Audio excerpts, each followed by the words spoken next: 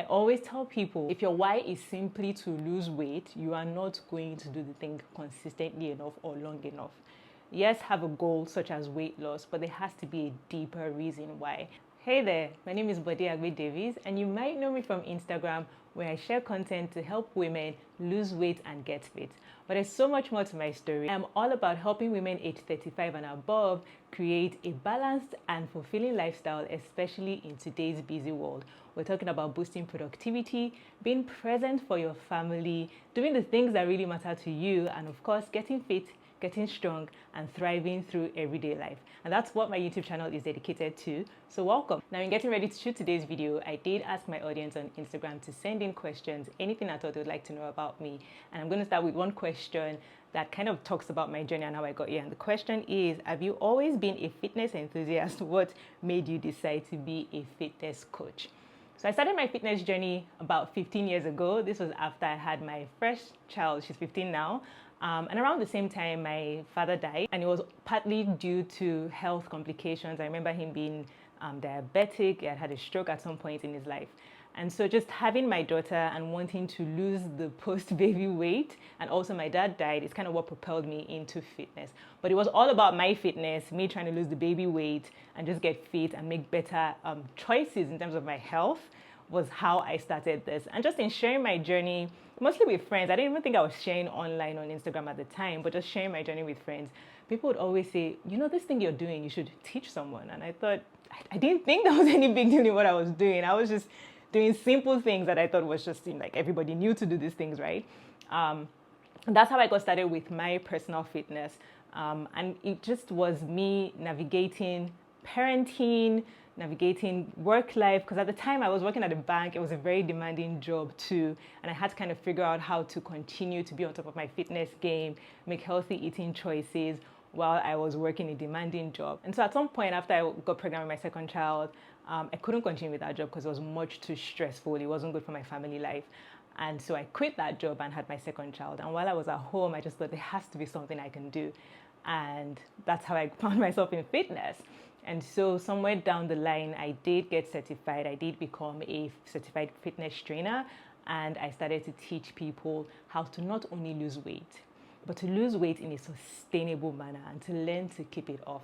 So the things that I teach, it's not just about going on a diet or following a meal plan. It's about understanding the principles, gaining the knowledge so that you can continue to maintain your weight loss, so that you can continue to live a lifestyle that takes care of your body, takes care of your health, and helps you to thrive through everyday life.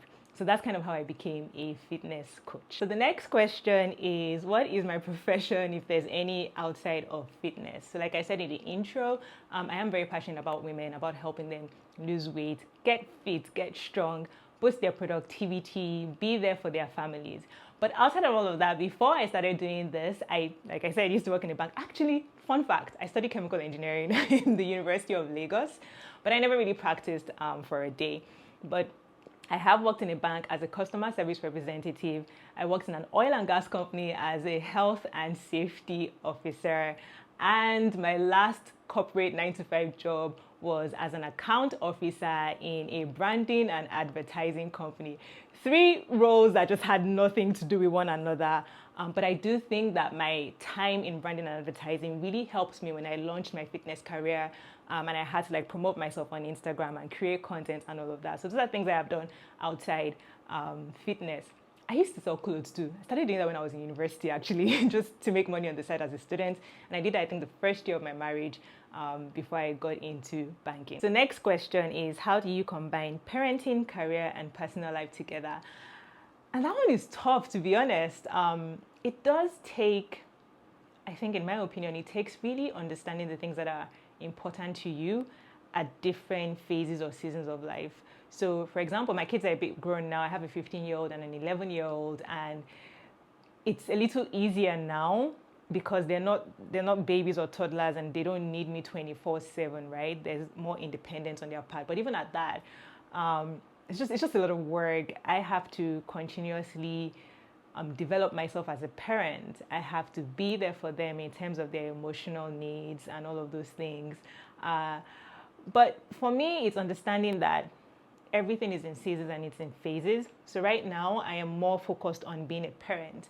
And that means that there's certain job opportunities that I'm not going to take. For instance, I was asked to come to a TV station, I think it was last Friday, and I just couldn't do it because I'm a full-time stay-at-home mom and I couldn't make that time because I had to take care of my kids in the morning.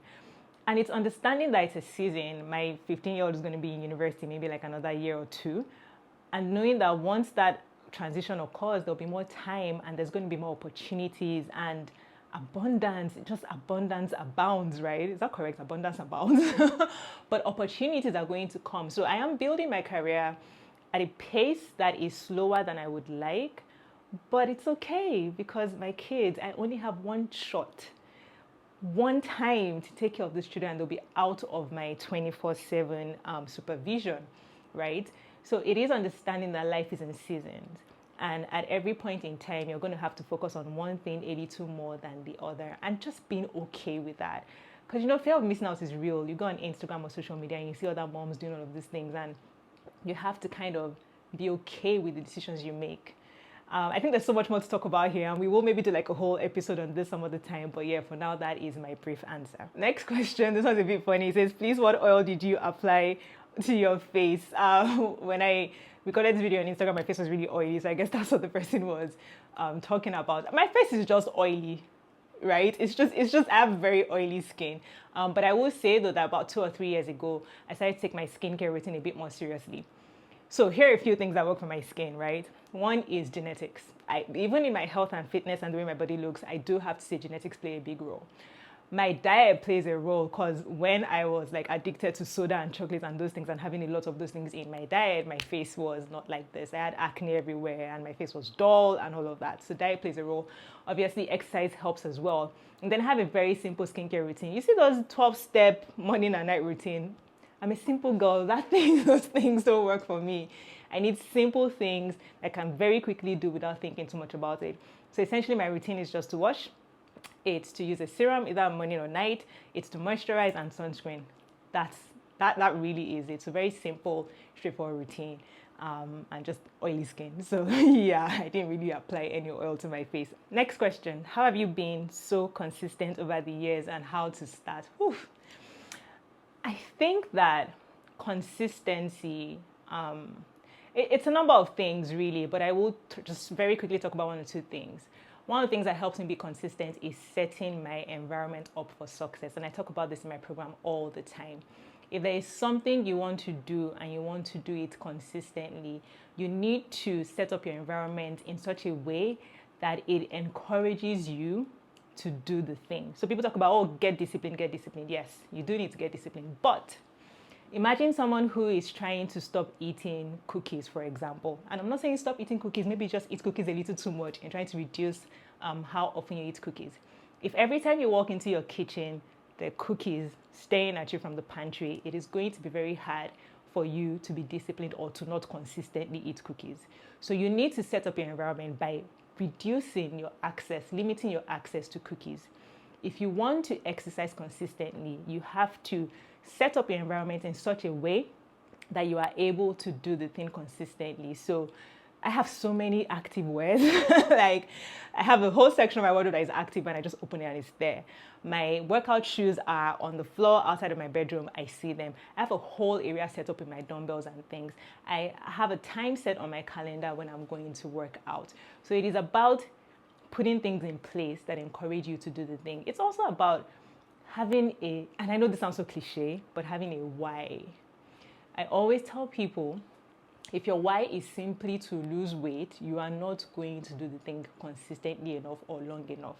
Yes, have a goal such as weight loss, but there has to be a deeper reason why. And for me, it's being able to just be around long enough for my kids, because like I said, my dad had some health issues before he died. So I just want to be around long enough. I want to be able to keep up with my children. I want to be able to run with them and dance with them and play games with them and not complain about my knees or my back or any of those things. So yeah. Also, very important to note, people often mistake consistency for perfection. People think consistency is doing something every single day and not missing a bit, and that's not true. Consistency is doing it as often as possible or as often as you need to do. All right, it's not about Consistency doesn't mean you won't miss a day or 2 days. Consistency doesn't mean life won't happen. It's about just continuing to go regardless of the stumbling blocks. So yeah, I think those things have helped me. So I think this video is getting much longer than I intended to be. I will probably just take one more question and then we'll be done for today. And this one is more like a funny comment. It says, "I forgot you are beautiful." Thank you. I'll take that as a compliment that it was meant to be. And it's so funny, growing up, or even as an adult, even in my early 30s, I found it really hard to accept compliments. And I think the reason is because I didn't get that many compliments when I was young. I was just always weird. There's like a whole total deep story behind that, and maybe I'll share one day. But yes, thank you for the compliments. So like I said, we're going to be talking productivity, parenting, focusing on things that truly matter to you, and of course, fitness and wellness. So this is my very first video. I will drop a video every week. I will try to, right? So please stay tuned and subscribe. If you found this helpful, share with your friends or share with someone. Stay tuned and join me for the very next video.